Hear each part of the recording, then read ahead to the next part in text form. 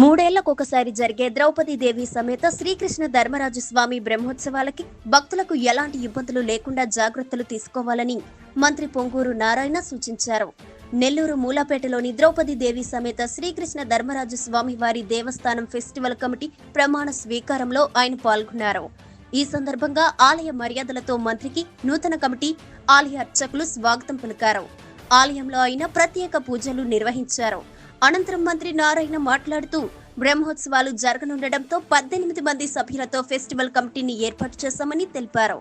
ఆలయానికి సేవలందించే వారిని కమిటీలో నియమించినట్లు వివరించారు. 3 సంవత్సరాలకు ఒకసారి జరిగే ఈ ఆలయ బ్రహ్మోత్సవాలు చాలా విశిష్టమైనవి.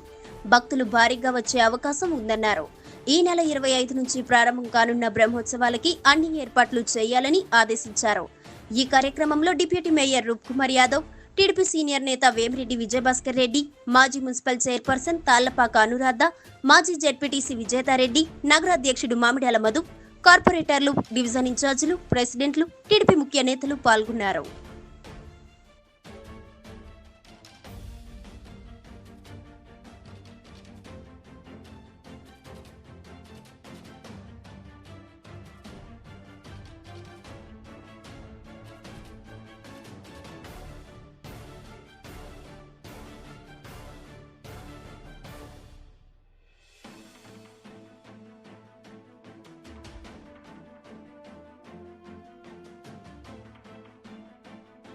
నెల్లూరులోని మూలాపేటలోని శ్రీకృష్ణ ధర్మరాజు స్వామి టెంపుల్ బ్రహ్మోత్సవాలు ఈ నెల 25వ తేదీ నుంచి వచ్చే నెల 15వ తేదీ వరకు జరుగుతాయి.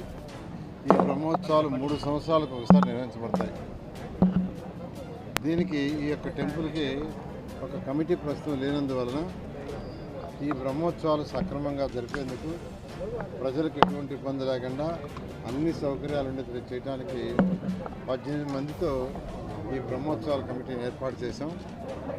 ఆ కమిటీని యాక్చువల్గా ఈరోజు వాళ్ళందరూ ప్రమాణ స్వీకారం చేసే కార్యక్రమం ఏర్పాటు చేయడం జరిగింది. ఈ యొక్క ఉత్సవాలు 1983లో అనివార్య కారణాల వల్ల ఆపేశారు. మళ్ళీ 2007 దాకా మళ్ళీ స్టార్ట్ చేయలేదు. మళ్ళీ 2007 నుంచి స్టార్ట్ చేశారు. ప్రతి 3 సంవత్సరాలకు ఒకసారి చాలా సక్రమంగా యాక్చువల్గా ఈ కార్యక్రమాలు జరుపుతున్నారు. ఇక్కడ యాక్చువల్గా ఒక పెద్ద బావి ఒకటి ఉంది, నాగుల పుట్టు ఉంది.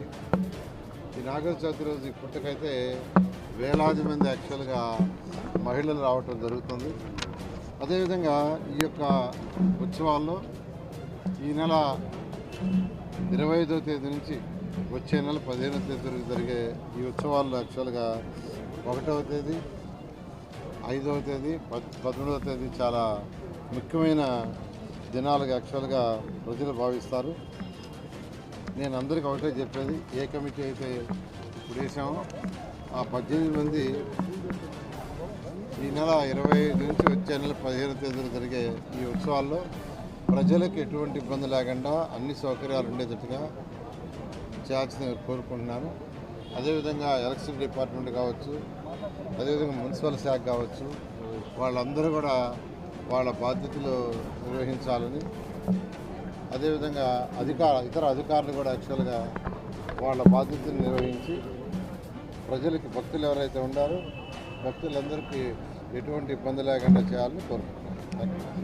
చేసినటువంటి స్థానిక శాసనసభ్యులు మంత్రివర్యులు డాక్టర్ పొంగూరు నారాయణ గారికి, నాయకులకు, ఈరోజు ప్రమాణ స్వీకారం చేయబోతున్నటువంటి సభ్యులకు అందరికీ నమస్కారం. ఈ దేవస్థానం ఒక విశేషమైనటువంటి దేవస్థానం. మిగతా అన్ని దగ్గరలు జరిగినట్టు ప్రతి సంవత్సరం ఇక్కడ ఉత్సవాలు జరగవు. ప్రతి 3 సంవత్సరాలకు ఒకసారి మాత్రమే ఇక్కడ ఈ దేవస్థానం నందు 21 రోజుల పాటు మిగతా దేవస్థానాలన్నింటిలో చిన్న దేవస్థానం దగ్గర నుంచి పెద్ద దేవస్థానాల వరకు 9-10 రోజులు ఉత్సవాలు జరిగే పరిస్థితుల్లో ఇక్కడ మాత్రం 21 రోజుల పాటు ఉత్సవాలు జరుగుతాయి.